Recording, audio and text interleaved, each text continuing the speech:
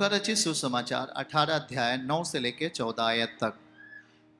उसने कितनों से अपने ऊपर जो अपने ऊपर भरोसा रखते थे कि हम धर्मी हैं, औरों को तुच्छ जानते थे, प्रभु ने एक उदाहरण दिया और क्या कहा। दो मनुष्य मंदिर में प्रार्थना करने के लिए गए। यहाँ दो मनुष्य तो हो नहीं, यहाँ तो बहुत लोग हो कि नहीं हो। चलो आप प्रार्थना करने के लिए मंदिर में आए हो तो प्रभु आपसे बात कर रहा है। ये मंदिर है जहां प्रार्थना करने। मंदिर का मतलब क्या होता है मालूम है? मंदिर का अर्थ क्या होता है जानते रहो, पवित्र स्थान। मंदिर का मतलब, दो मनुष्य मंदिर में प्रार्थना करने के लिए गए, एक फरीसी था, दूसरा चुंगी लेने वाला। आगे, फरीसी खड़ा होकर अपने मन में यूं प्रार्थना करने लगा, हे परमेश्वर, मैं तेरा धन्यवाद करता हूँ, मैं और मनुष्यों की नाई अंधेर करने वाला, अन्यायी, बेभिचारी नहीं हूँ, और ना ही तो मैं इस चुंगी लेने वाले के समान हूँ। ये एक पहला इंसान प्रार्थना कर रहा है, दूसरा इंसान। और फिर वही कहता है, पहला इंसान ही कह रहा है कि मैं सप्ताह में 2 बार उपवास रखता हूँ, सब कमाई का 10वां अंश देता हूँ। Very good. परंतु चुंगी लेने वाले ने दूर खड़े होकर, एक पापी इंसान दूर खड़े होकर स्वर्ग की ओर आंख उठाना भी ना चाहा, और वरन अपनी छाती पीट पीट कर कहा, हे परमेश्वर, मुझ पापी पर दया कर। और फिर तुरंत वहां लिखा क्या है, जल्दी से, मैं तुमसे कहता हूं कि वह दूसरा नहीं परंतु यही मनुष्य धर्मी ठहराया जाकर अपने घर गया। क्योंकि जो कोई अपने आप को परमेश्वर के राज्य में बड़ा बनाएगा वो छोटा किया जाएगा, और जो अपने आप को छोटा बनाएगा वो बड़ा किया जाएगा। आमीन। तो कभी कभी ऐसा होता है, 25 ग्रामों वाला आदमी 100 ग्राम वाले को गाली देता है, 100 ग्राम वाले को 25 ग्राम वाला क्या देता है, तो बेचारा क्यों सुन लेता है? वो चाहे तो उसे हरा सकता है, उस पर प्रबल हो सकता है, लेकिन वो उससे जानता है कि आदमी अभी अज्ञान है। वो फिर उसके गाली का जवाब नहीं देता, क्योंकि उसकी भक्ति क्या है, आत्मिक है। आमीन। बोलिए, 2 आदमी मंदिर में प्रार्थना करने के लिए गए। पहला आदमी फरीसी था जो प्रार्थना कर रहा था, और वो प्रार्थना करते करते सारी चीजें वो अपने जीवन में फॉलो कर रहा था, जैसा कि आप लोग भी करते हैं। आप उपवास रखते हैं, आप अपनी कमाई का 10वांश देते हैं, आप बीज बोते हैं, सब कुछ उसका सही था, उसने कोई गलत काम नहीं किया। लेकिन एक चीज उसके अंदर गलती थी, मालूम है क्या? वो उस व्यक्ति के ऊपर उंगली कैसे उठा रहा था। उसकी जो प्रेयर लाइन थी, उसका जो भाव था, वो अहंकार पूर्ण था, उसमें दया, उसमें नम्रता नहीं थी। जरा ध्यान से सुनिए। आप किसी उच्च अधिकारी के पास आप जाएं अपनी शिकायत लेकर और कहें, साहब मैं बहुत ही काश्तकार आदमी हूं, साहब मैं करोड़पति हूं, साहब मेरे पास 5 गाड़ियां हैं, साहब मुझे कोई कुछ कह नहीं पाता, परंतु ये शिकायत, वो आपको नीचे से ऊपर देखकर समझ जाएगा ये आदमी पक्का बुरा आदमी है। भाई जब तू सब कुछ है तो अपना काम क्यों नहीं संभाल लेता, इधर से जा। वैसे फरीसी था, जब ये परमेश्वर के सामने खड़ा हुआ तो क्या कह रहा है? प्रभु कह रहा है कि भैया मैं अन्य मनुष्यों की तरह अंधेर नहीं करता, चलो सही बात है, अन्यायी नहीं हूं, बिल्कुल सही बात है, व्यभिचारी नहीं हूं, बिल्कुल सही बात है, और ना तो इस चुंगी लेने वाले के समान हूं, चुंगी लेने वाला पीछे खड़ा हुआ था, इसके समान नहीं हूं। ये कहकर फिर क्या कहता है कि मैं अपनी कमाई का 10वांश राइट टाइम पे देता हूं, और एक सप्ताह में 2 बार उपवास रखता हूं। ये नियम सही है, बोलो नियम सही है। आप चर्च आ रहे हो, नियम सही है। आप वचन पढ़ रहे हो, नियम सही है। आप प्रेयर कर रहे हो, नियम सही है। लेकिन आपका स्वभाव मसीह के स्वभाव के जैसे नहीं है, सब बेकार है। यीशु मसीह ने इस व्यक्ति की ओर ध्यान नहीं दिया जिसने गिनती गिनाई, मैं ये करता हूं, मैं ये करता हूं, मैं ये करता हूं, मैं ये करता हूं। यीशु उसकी ओर ध्यान नहीं दिया भाई बहन, लेकिन यीशु किसकी ओर ध्यान दिया? इसकी ओर। छाती पीट पीट कर कहा, मुझ पापी पर दया कर। आप परमेश्वर के सामने अपनी क्वालिटी गिना रहे हो। अपनी क्वालिटी गिनाकर उसके सामने तुम क्या साबित करना चाहते हो?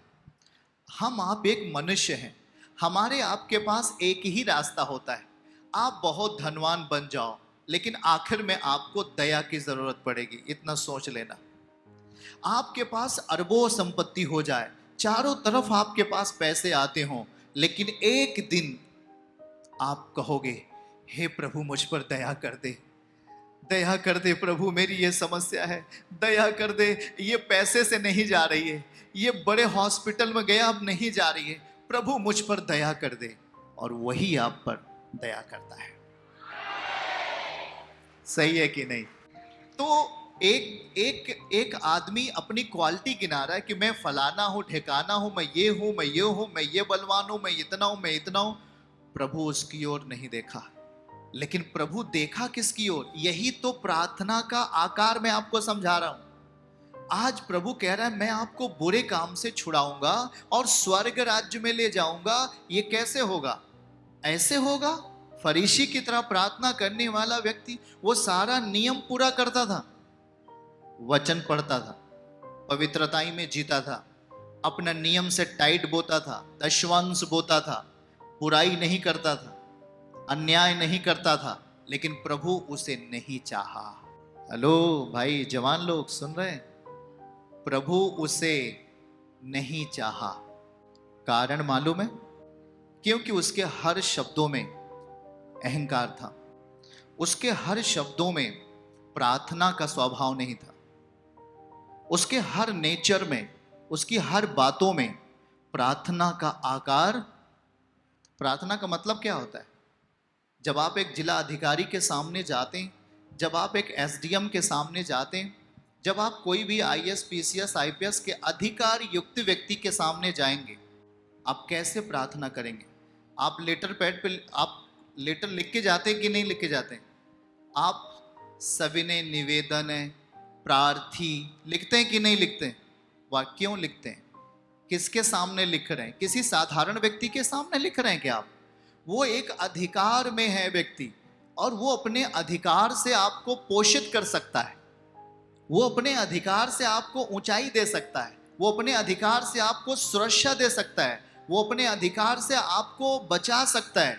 इसलिए उसके सामने जाने पर आप लिखते हो प्रार्थी फलाने, प्रार्थी फलाने, है ना? लिखते हो कि नहीं लिखते हो? हम प्रार्थना करते हैं, एक उच्च अधिकारी से हम प्रेयर करते हैं, हमारा निवेदन है, हमारी विनती है कि साहब हमारा ये काम पूरा कर दीजिए। तब वो अपने अधिकार से आपके प्रार्थना के काम को पूरा करता है। अब समझिए कि ये फरीसी की प्रेयर क्या थी। कितने लोग को बात समझ में आ रही है? और जो चुंगी लेने वाला था उसको पता था मैं पाप में हूं, इसलिए परमेश्वर के सामने अपनी काबिलियत गिनाने से अच्छा है कि हे प्रभु, अगर मैं आज जिंदा हूं तो तेरे बदौलत, शाम को सोया अगली सुबह उठा तेरे बदौलत, तूने मुझे जीवन दिया है। और हे प्रभु, मैं पापी मनुष्य हूं, मेरे पाप क्या कर, क्षमा कर दे। प्रभु ने कहा, पहला वाला ने, वही व्यक्ति जो चुंगी लेने वाला था, प्रभु ने उसी को धर्मी ठहराया और स्वर्ग के राज्य में उसे बुला लिया।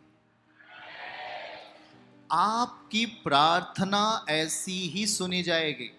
आप कुछ भी आपकी इनकम हो, आप कितने भी बड़े पायदान पे क्यों ना हो संसार की दुनिया में, लेकिन जो सबसे प्राइम कुर्सी पर बैठा है, जो सबसे ऊंचाई पर बैठा है, वो परमेश्वर है। उसने अपना प्रिय पुत्र को सबसे नीचे कर दिया। क्यों किया?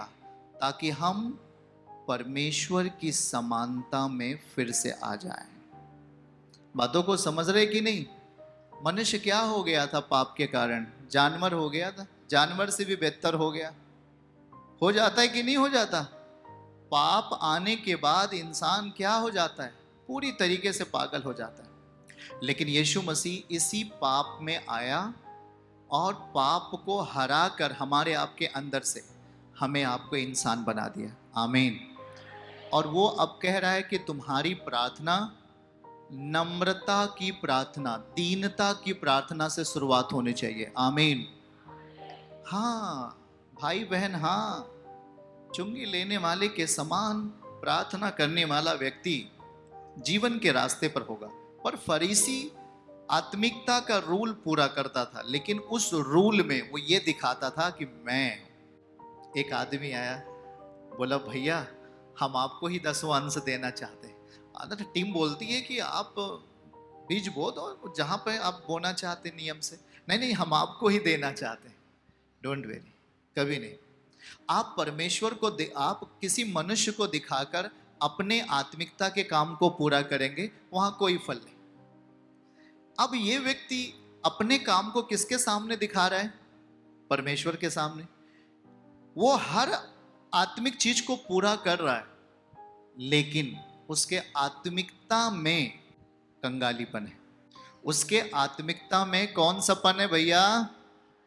कंगालीपन है। वो आत्मिक तो है लेकिन कंगाल है, क्योंकि वो उसके पास दया नहीं, उसके पास नम्रता, उसके पास दीनता। इसलिए परमेश्वर भी आपके पास नहीं। आप पूरी बाइबल पढ़ डालो, 100 घंटे प्रार्थना करो, रोज डेली उपवास रखो, आपके पास प्रभु नहीं होगा, क्योंकि आपने उसके स्वभाव को अपने स्वभाव में नहीं लाया। चर्च की सभी प्रार्थनाओं को और परमेश्वर के दास के द्वारा टीचिंग सुनने के लिए और अपडेट्स को जानने के लिए हमारे इस चैनल को सब्सक्राइब करें और साथ में बेल आइकन को जरूर दबाएं, ताकि जब भी लाइव प्रार्थना हो तो सबसे पहले आप देख सकें।